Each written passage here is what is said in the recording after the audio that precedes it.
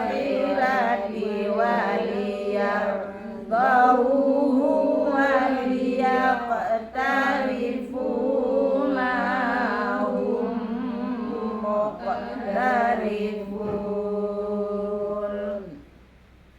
Apa ghairallahi abtaghi hakaman wa huwallazi anzala ilaykumul kitaba mufassala walladzina atainahumul kitaba ya'lamuna annahu munazzalun min rabbika bil haqqi fala takunanna minal mumtarin. Wa tammat kalimatu rabbika sidqan wa adla la mubaddila li kalimatihi wa huwas sami'ul alim.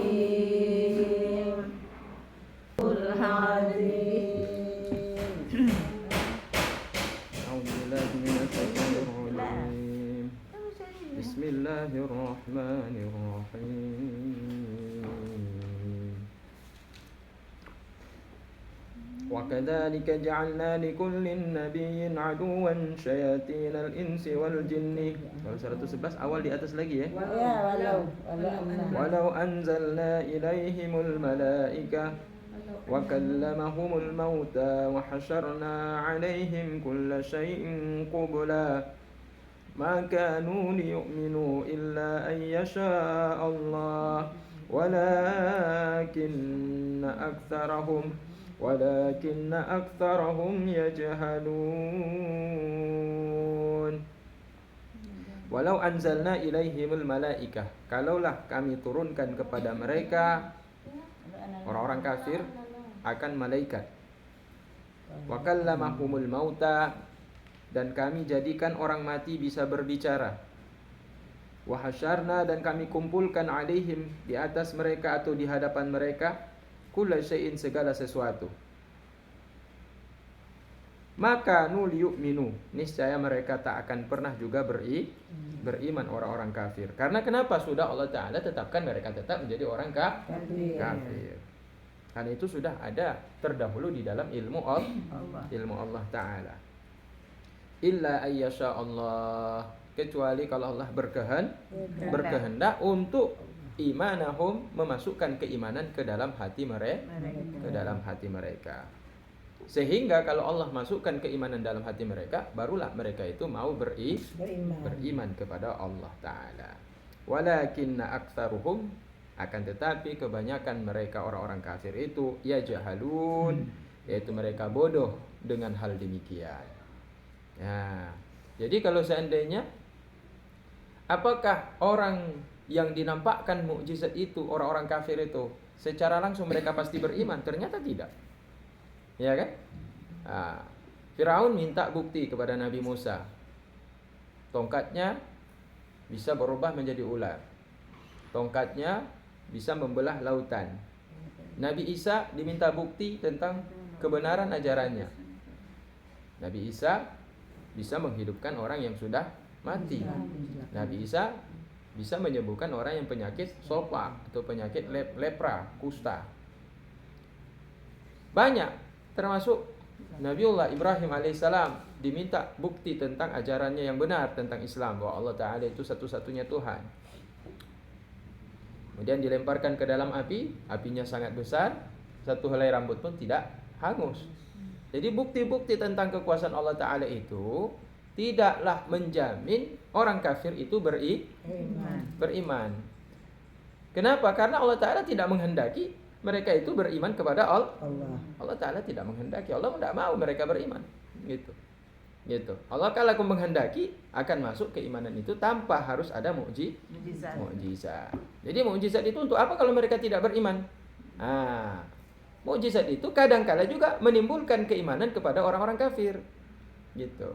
Jadi didatangkanlah mukjizat untuk menjadi hujah, dalil bahwa benar itu adalah seorang nabi. Muhammad itu nabi, Isa itu nabi, ya.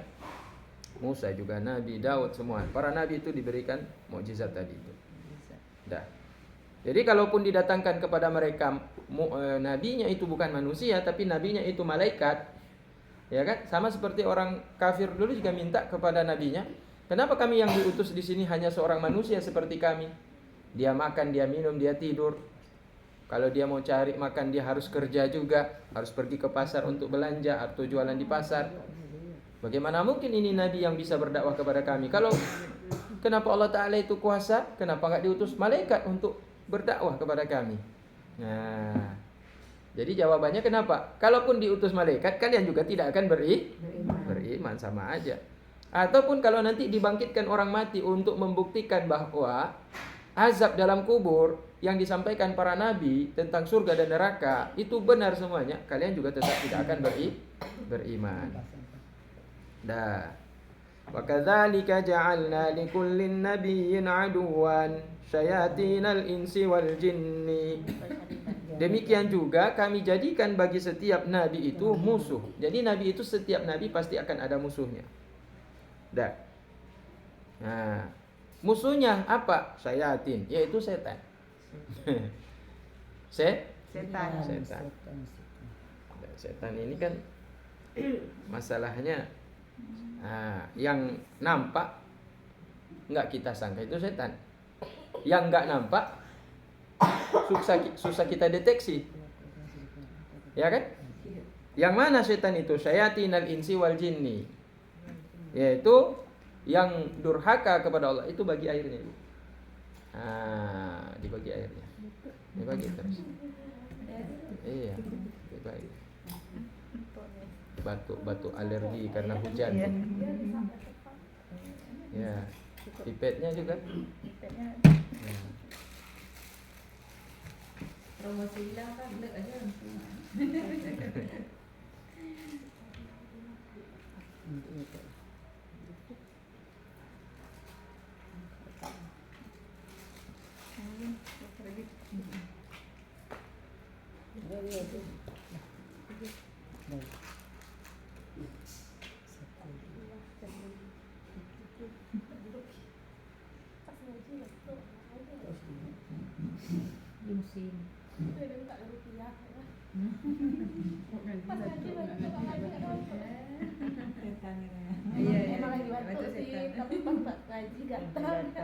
Karena ditahan. Berarti Ustaz kalau di sini termasuk kita orang Islam tuh, misalnya kan orang Islam ada yang bunuh diri, itu memang udah ditakdirkan dia harus bunuh diri. Ya. Jadi begini. Dalam ilmu Allah tahu kalau hamba ini meninggal bunuh diri. Ya, cuma Allah tidak suruh bunuh diri. Kan kita nggak tahu. Artinya ini boleh, ini tidak boleh. Bunuh diri tidak boleh. Dah. Tetap berharap kepada Allah Ta'ala, tetap kerja, itu hukumnya boleh. Yang kamu pilih mana? Ya. Jadi pilihan itu ada pada manusia. Jadi jangan salahkan Allah, Allah sudah tetapkan. Karena ikhtiarnya itu pada manusia. Pada manusia. Manusia kan disuruh pilih. Ibu ya?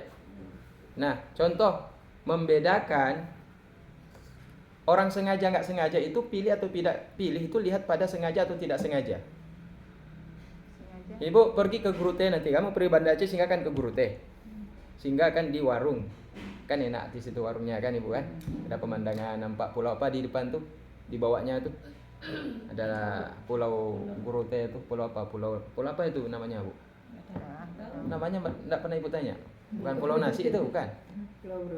Pulau apa namanya itu?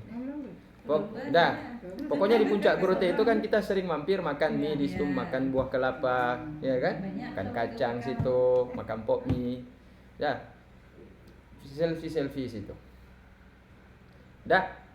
Kemudian karena udah sampai di pinggir sekali, tidak sengaja terpeleset, jatuhlah.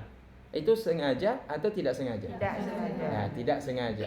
Kalau dia mati, orang bilang itu bunuh diri atau jatuh. Jatuh. Nah, berarti dia bukan bunuh diri. Ya. Berarti dia tidak sengaja. Berarti dia tidak mau meninggal dunia. Jadi Allah tidak menghukum dia karena jatuh dari atas tebing jurang Grute tadi itu. Nah, ada orang yang memang sengaja ke situ tujuannya untuk loncat. Nah, banyak utang menumpuk, nggak tahu lagi ditagih, udah stres kepala, pergilah dia ke Grute, meloncatlah dia di situ.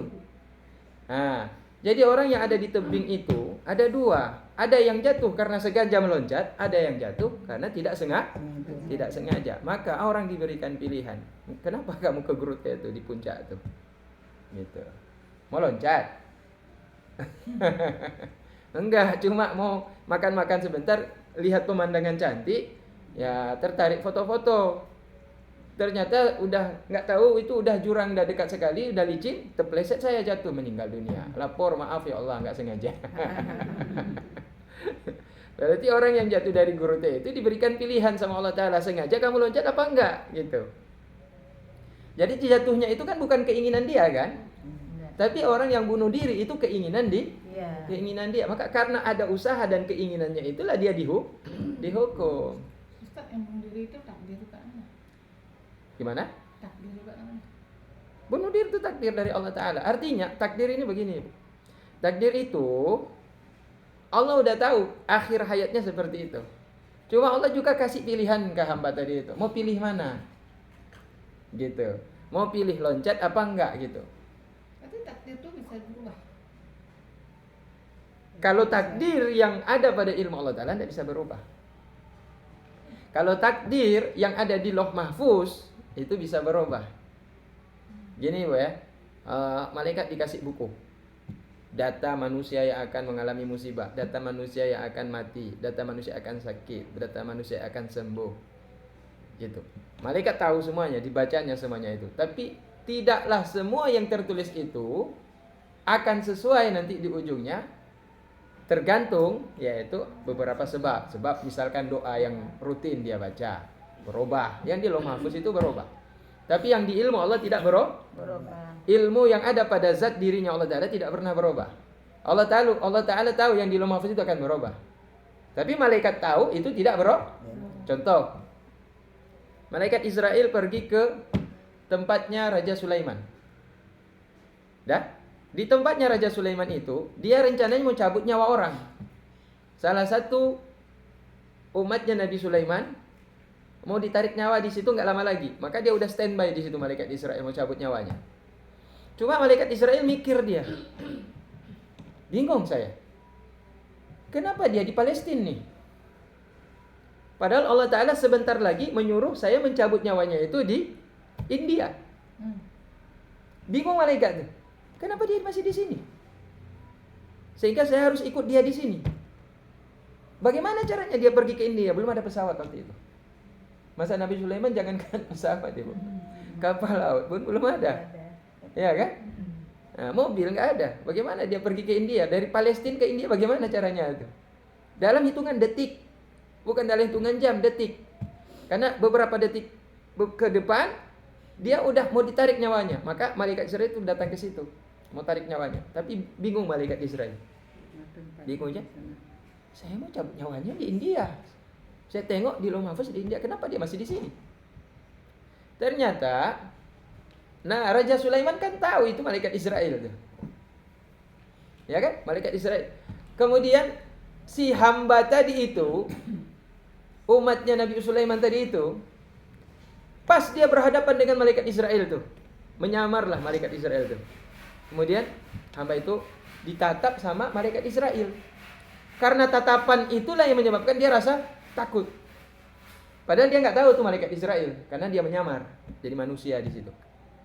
Kemudian datanglah ini si umat ini datang bisik sama Nabi Sulaiman. Wahai tuanku, itu ada orang yang menatap saya dengan tatapan aneh. Saya merinding, saya takut. Mau ngapain dia? Nah, baru Nabi Sulaiman bilang, itu malaikat Israel.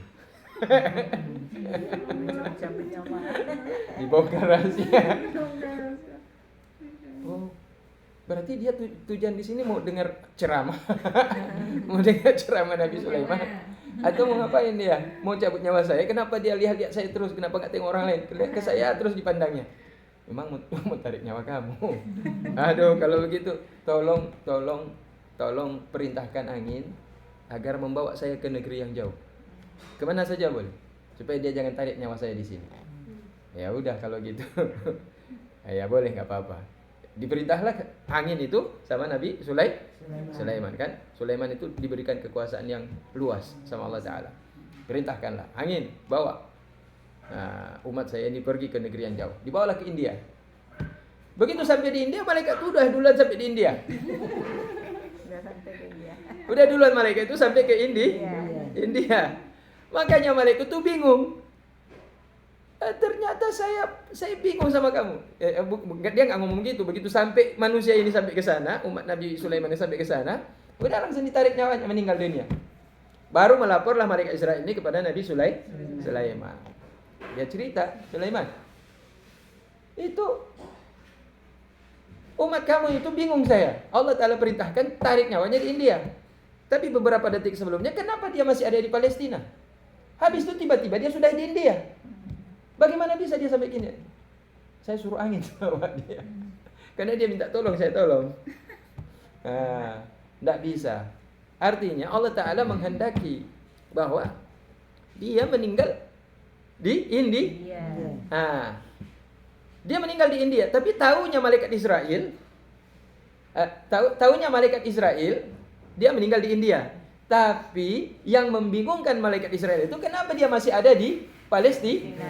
Di Palestina. Seolah dia mau tarik nyawanya di Palestina. Apa salah baca saya? Salah baca saya di papan Lauh Mahfuz tuh.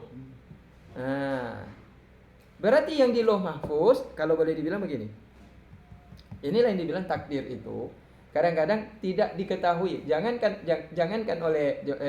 kita manusia, malaikat yang tugasnya untuk menarik nyawa tadi itu pun tidak tahu yang pasti yang sebenarnya tuh. Ya, ketika dia mau tarik di India, kenapa Allah Ta'ala suruh dia ke Palestina? Di Palestina. Semestinya kan ditarik di India. Tidak tahu dia kalau nanti sebentar lagi di bawah angin atas perintah Nabi Sulaiman. Makanya dia sendiri bingung. Kok nggak sesuai ya? Yang ditulis di papan Lauh Mahfuz di India, tapi ternyata masih ada di Palestina. Ternyata terbukti memang betul di India. Karena kenapa? Karena ada permohonan kepada Raja Sulaiman. Nah, itu maksudnya takdir itu tidak semuanya yang ada di Lauh Mahfuz itu seperti yang tertulis di Lauh Mahfuz. Atau misal contoh, ada orang jualan bakso. Dia rajin sekali jualan bakso. Kalau Jakarta itu orang jualan bakso itu bukan dari sore. Kalau kita jualan bakso dari sore. Orang di Jakarta itu saking sulitnya mencari pekerjaan di sana itu, persaingan semakin kuat. Jualan bakso itu udah dari pagi. Jam 8 sudah ada yang jualan bakso. Itu misalkan di daerah Blok M tuh di Jakarta tuh. Nah, terus biasanya ini yang tukang jualan bakso ini kalau udah selesai sholat subuh dia cepat-cepat dorong gerobaknya langsung pergi dia bawa. Nah, di hari itu terlambat dia berangkat. Jadi yang menempati tempat dia itu kawan dia. Jadi kawan dia duluan keluar dan dia terlambat. Nah, ketika beberapa jam kemudian dapat informasinya kawannya meninggal dunia. Di tempat dia biasanya taruh gerobak bakso untuk jualan. Artinya apa? Seharusnya di situ dia meninggal dunia. Kalau tepat waktu seperti hari-hari biasa, di tempat biasa dia jualan, pasti di situ sudah kena dia musibah di hari itu. Tapi karena dia ada misalkan terlambat bangun, akhirnya dia terlambat berangkat sehingga tempat dia jualan tadi itu semestinya di situ dia jualan, masuk orang lain yang kena di situ. Nah, ada sesuatu yang menyebabkan kemudian terlambat.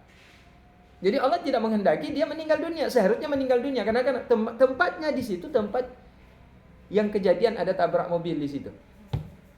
Satu lagi kisah.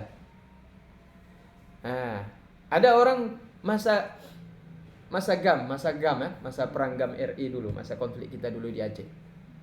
Ada saya jumpa sama orang Sulawesi, Brimob BKO dia di Labuan Haji, dekat kantor pos. Kan dekat kantor pos itu kan ada Koramil satu kan, ada markas TNI satu di situ kan. Berkenalan saya di situ sama orang Manado satu orang. Terus saya tanya, bang, abang udah berapa lama di sini? Belum lama. Ada nggak peristiwa yang bikin abang shock terkejut di Aceh ini? Ada. Coba cerita. Dia ceritalah. Waktu itu saya tugasnya di Melabo. Beberapa bulan kemudian saya dipindahkan ke wilayah lewat Lamno. Lewat Lamno berarti turun ke bawah Lamno apa itu? Loknga lah kan? Lepung Loknga daerah situlah kan? Nah, pertama waktu saya berangkat itu saya naik mobil bagian depan. Di mobil truk yang paling depan. Udah. Pas waktu istirahat sebelum sampai naik ke Gurute, datang kawan yang di belakang minta tukar tempat. Minta tukar tempat dia. Ya. Bilang di belakang saya enggak nyaman, dia bilang, "Tak tukar tempat." Boleh. Ya udah pindahlah dia ke belakang. Yang minta tukar ini pindahlah ke posisi di depan, di truk paling depan tuh. Dah. Jalan lagi mobil. Begitu naik di atas Grute oleh orang GAM disanggong. Tembaklah. Dah selesai tembak, dibalas sama orang TNI, lari orang GAM, diceklah. Siapa yang kena? Yang begitu dicek, di tempat posisi kawan yang dari Manado ini cek, di tempat dia duduk persis kawan yang minta tukar itu meninggal dunia kena tembak. Seharusnya dia. Ya, seharusnya dia. Jadi ada hal yang kadang-kadang semestinya kejadian itu menimpa kita tapi tidak terjadi pada kita. Ya, karena kenapa? Karena ada hal yang lain yang menyebabkan, misalkan ada doanya, ada sedekahnya, ada doa orang tuanya. Nah, maka dibilang as-shadaqatu tadfa'ul bala, bahwa sedekah bisa menolak bala. Yang kedua, doa juga bisa merubah takdir. Takdir yang mana? Takdir yang di Lauh Mahfuz, takdir yang ada pada ilmu Allah Ta'ala sejak dahulu, sejak azali, belum diciptakan alam, itu tidak akan pernah berubah. Mungkin malaikat maut udah nunggu dia di situ. Ternyata yang ditarik nyawa bukan dia, ternyata yang ditarik nyawa orang lain. Yang takdir Allah tuh yang mana-mana aja. Segala hal yang berkaitan dengan hubungan manusia, sakit, umur, ya orang aja langkah rezeki, jodoh, pertemuan, maut, semua itu dengan takdir tuh. Ya, langkah tuh. Langkah musibah itu kan langkah kita kan ada baik ada buruk. Berarti kalau buruk berarti itu musibah. Kalau baik berarti langkah kita langkah baik. Nah, itu bedanya dengan yang Lauh Mahfuz dengan takdir Allah tadi. Dua-dua takdir Allah. Ya, dua-dua takdir Allah. Tapi ada takdir yang enggak disampaikan langsung di Lauh Mahfuz, tetap ditutup sama Allah Ta'ala. Gitu. Artinya ilmunya malaikat yang melihat takdir itu tidak sempurna seperti ilmunya Allah. Itu juga untuk menunjukkan bahwa ilmu Allah lebih. Ya. Ilmu Allah Ta'ala tidak terbatas. Dan ilmu Allah Ta'ala tidak berubah. Allah Ta'ala tahu gitu. Ini hamba karena sedekah dia akan selamat. Kalau tidak sedekah dia musibah gitu. Tapi dia akan sedekah nih. Banyak sedekah. Ya, banyak tapi doa, dia akan ya. Banyak doa, banyak sedekah. Ya. Kan? Gitu. Allah yang tidak melindungi. Ya, wa kadzalika ja'alna, maka dan demikianlah kami jadikan bagi tiap-tiap nabi itu musuh. Syayatina, tuh kipasnya enggak jalan deh. Demikian kami jadikan bagi tiap-tiap nabi itu aduan musuh. Musuhnya apa? Syayatinal insi wal jinni, setan-setan jin dan setan-setan manusia. Nah, yuhi ba'duhum ila ba'din, memberikan wahyu atau mewaswaskan oleh sebagian mereka kepada sebagian yang lain. Sebagian mereka memberikan waswas kepada sebagian yang lain. Dek, tolong ambil Al-Quran, Dek. Ada Al-Quran. Enggak ada itu. Nah, itu. Enggak nyaman HP itu, ada radiasi. Ya. Ambil di dalam kamarnya si Iza. Quran kecil dulu ya. Yuhi ba'duhum ila ba'din, mewahyukan oleh sebagian mereka kepada sebagian yang lain. Zakhrafal qawli, yaitu Zukhrafa. zukhratal qawli, yaitu waham-waham yang batil. Waham-waham yang batil. Waham-waham yang batil artinya apa? Bisikan-bisikan yang batil kepada sebagian yang lain. Ghururan, untuk menipu daya mereka. Dah. Jadi setan apakah dalam bentuk musuh dalam bentuk setan, ataukah musuh dalam bentuk jin, ataukah musuh dalam bentuk manusia itu? Mereka kerjanya adalah memberikan bisikan di dalam hati sehingga timbullah rasa bimbang. Rasa bimbang tentang kebenaran dan condong hatinya untuk melakukan hal yang batil. Untuk apa? Diwaswaskan oleh setan, jin dan manusia tadi itu, ghururan, untuk menipu mereka. Agar mereka jangan, yaitu mengambil jalan yang benar. Walau sya'a rabbuka, kalaulah Allah Ta'ala Tuhanmu itu menghendaki, ma fa'aluhu, niscaya mereka tidak akan mengerjakannya. Ya. Niscaya mereka tidak akan mengerjakannya. Gitu Ibu ya. Dah. Fadharhum wa ma yaftarun, maka tinggalkan olehmu ya Muhammad akan mereka orang-orang kafir yang ingkar. Udah dinasihati, udah diingatkan, udah engkau dakwahkan kepada mereka, tapi mereka juga tetap ingkar. Fadharhum, maka tinggalkan mereka.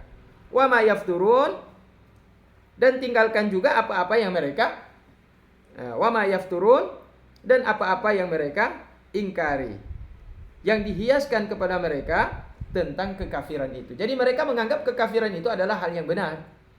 Kenapa orang kafir itu tidak terbuka pikiran tentang Tuhan mereka yang batil itu? Ya, ibu-ibu.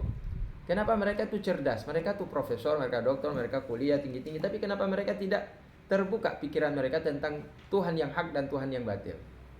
Itu karena kenapa? Dihiaskan setan dalam pikiran mereka, yang batil itu hak, yang hak itu batil. Jadi setan yang membuat mereka itu tidak terbuka pikiran mereka. Meskipun mereka orang yang cerdas. Wahada qabla al-amri bil qital, dan meninggalkan orang kafir ini sebelum perintah, yaitu memerangi orang-orang kafir. Nah, jadi ini masih dalam masa-masa Nabi berdakwah tanpa perang gitu. Tapi kalau seandainya mereka orang-orang kafir memerangi kita, kita boleh memerangi mereka. Maka di saat kita berdakwah, maka boleh kita memerangi orang-orang kafir. Kalau mereka yaitu menentang ajaran Islam. Ya. Walitasgha ilaihi afidatul ladina la yu'minuna bil akhirah waliyardawhu waliyaqtarifu ma hum muqtarifun. Dan supaya condonglah kepada tipu daya tersebut oleh afidatul ladina, oleh hati-hati orang-orang yang la yu'minuna bil akhirat, tidak beriman mereka dengan negeri akhirat.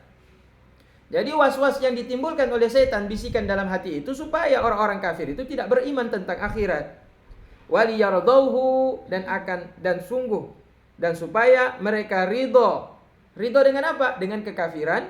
Waliyaqtarifu, dan supaya mereka tetap condong kepada kekafiran tersebut. Mahum muqtarifun, tidaklah mereka itu mahum muqtarifun, tidaklah mereka itu apa ya? Iktarafa,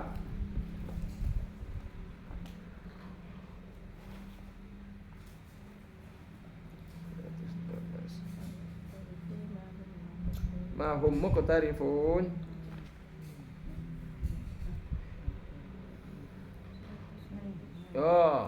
Supaya mereka melakukan apa yang mereka suka. Mereka melakukan apa yang suka mereka, begitu. Jadi dihiaskan oleh setan agar mereka lakukan apa yang kamu suka. Jangan ikut ajaran yang disampaikan oleh Nabi. Gitu. Ajaran yang disampaikan oleh Nabi itu batil semuanya, tidak ada yang betul. Nah, jadi tidak perlu diikuti apa yang disampaikan oleh Rasulullah Sallallahu Alaihi Wasallam. Apa itu? Minadz dzunub, dari segala perbuatan dosa. Suka kamu, meskipun itu perbuatan dosa, fayu'aqabu alaihi, maka mereka akan disiksa oleh Allah Ta'ala karena perbuatan dosa yang mereka kerjakan. Dah. Katakan olehmu ya Muhammad, afa ghairullahi abtaghi, apakah selain Allah Ta'ala yang aku kehendaki, yang aku tuntut, hakaman sebagai hakim, yang memutuskan di antara aku, diriku, dan kalian orang-orang kafir.